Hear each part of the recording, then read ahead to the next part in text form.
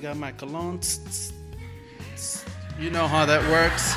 Just, I'm feeling good that night. I spoon between these two Australian men who know each other. She took it, and she looked at me, and she went in to give me a kiss, and I fucking bolted.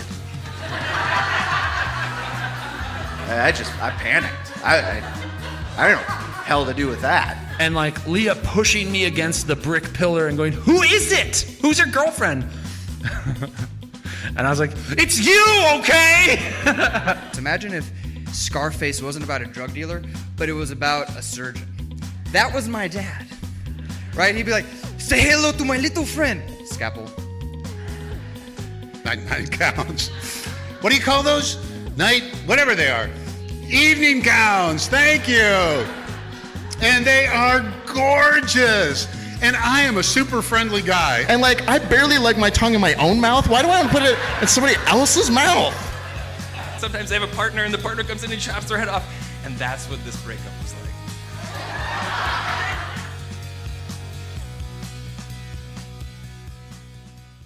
Our next storyteller is going to tell a great story, one that I love. It's a Madison Story Slam classic.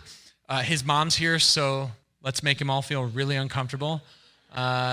Because remember, he is in the sex lump. It's a story called Even Trade. Please put your hands together for Zachary Shea.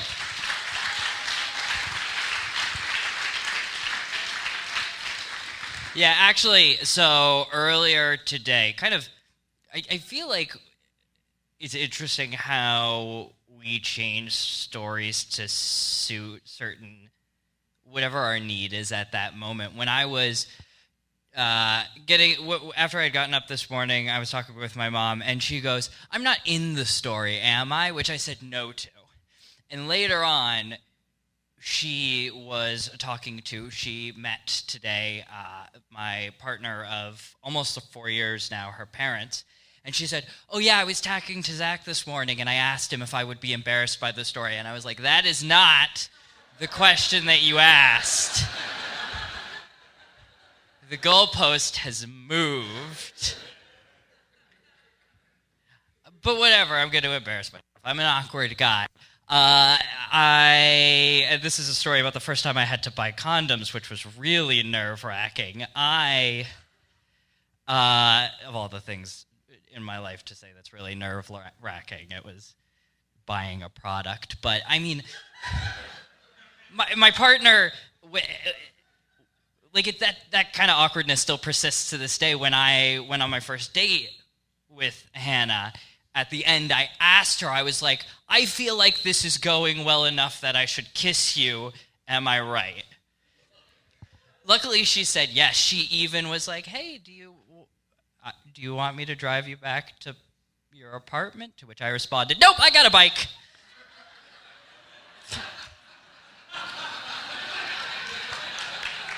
It's funnier than that, it persisted. She was like, "I could probably fit your bike in my car." I'm like, "No, I'm fine. It's not that cold out. I'll just bike home." And at the time, the woman, the girl who I was having a thing with, leaned into, not my current partner, but, and forgive me for being vague, again, Mom. She's talking with me, and she goes, "Hey, when you go to the store today, you should buy condoms." And I was like, "Why?"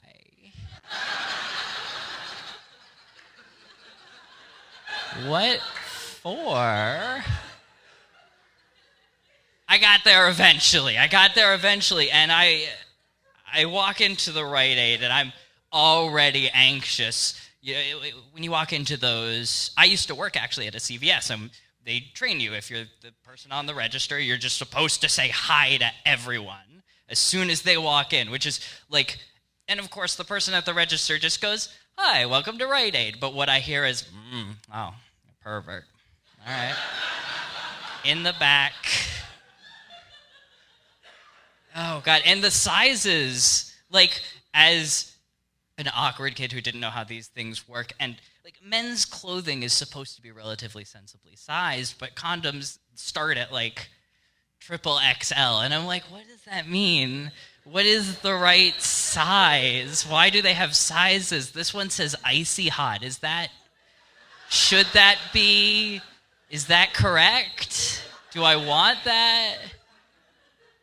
And so I was nervous, and I didn't know what to do. And so I just grabbed some, and I just put them in my bag where no one would see them. Yeah. And I start walking around the other aisles like I don't know what I'm looking for, and I'm like, I'll just walk out, but the person at the register is looking at me a lot. Probably doesn't realize anything, but I'm in my head space mostly at this point. So I'm like, okay, I need a plan. So I grab a bunch of pens, and I'm like, how much is this box of condoms? It's like $4. So I grab a bunch of pens, and I ring them up, and I go, oh, I think I wanted to find something else. And I go back, and I put the pens back on the shelf, and I'm like, that's about the right amount, right? That's how that works. And then I leave. And I'm 99% sure nothing went wrong after that. By the way, this girl who I was seeing at the time, I did not ask her, like I asked my current partner, if it was going well and if I should kiss her. And part of that is that when I kissed her, she had a boyfriend who wasn't me. And again, at the time, I was 99% sure, and it turned out I was correct. Like, got the double dare. But, boy, I shouldn't have just gone with 99%, should I? And, like, I just told this funny little story where, like, oh, he shoplifted condoms. What an awkward dude. And I'm 99% sure nobody got in trouble, but that's not good enough, is it? Oh, that's when you laugh? When I get to, like, this serious, like, oh, you know, like, I want to take this funny story and, like, sort of pull it apart. By the way, Mom, are you uncomfortable? Is this weird? Oh, that was a look. Is this story over? I think it is. Adam's just sort of chilling there, and I'm just sort of flailing. This is how I end them all, Mom. Like, I never know where the end point is, and I just start talking. Let me, like, wave at me when he's behind me.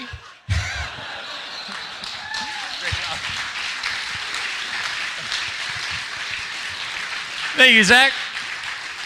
I didn't realize the first time you told that story, I didn't realize that you went and put the pens back. I know. I realize that now. I always thought that you just bought something you didn't need, which doesn't make sense, to pay for the thing you did need, right? You did need it. You did need those condoms. Oh, he's sitting next to his mom now.